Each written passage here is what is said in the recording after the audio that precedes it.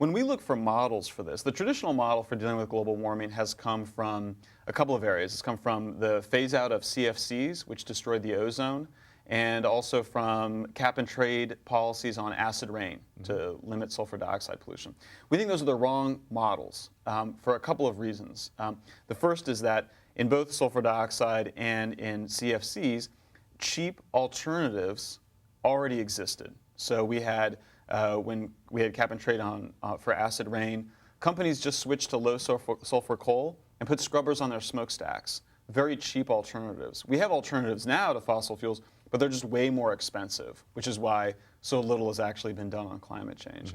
Same thing on CFCs. The chemical alternative was invented by DuPont, and then they had the Montreal Protocol. That's traditionally the way that people think of solving global warming, but we want to suggest that we need to stop seeing global warming as a pollution problem like past pollution problems, and we need to see it as a development challenge and as a technology challenge. And so for that, we need to look to past efforts on economic development and technology. And so the metaphors that we use, the historical precedents are, I mentioned the personal computers, the microchips, the internet as one very important model.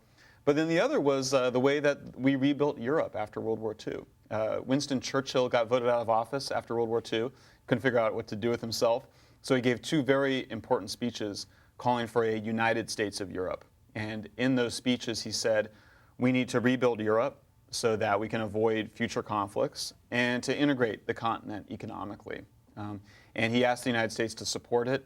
The United States supported it with the equivalent of $500 billion in today's dollars. Huge amount of money. The Marshall Plan you had? Marshall Plan, yeah. But the Marshall Plan, we focus on the Marshall Plan, the rebuilding, but it was the European Union that got created. And most people don't know that the name of it was the European Coal and Steel Partnership. Investments in energy and manufacturing were at the center of it. We think that while we don't have a Europe that needs to get rebuilt anymore, we have China and India, countries that are just emerging into modern life. We should have a similar global agreement to invest in energy production, make clean energy cheap.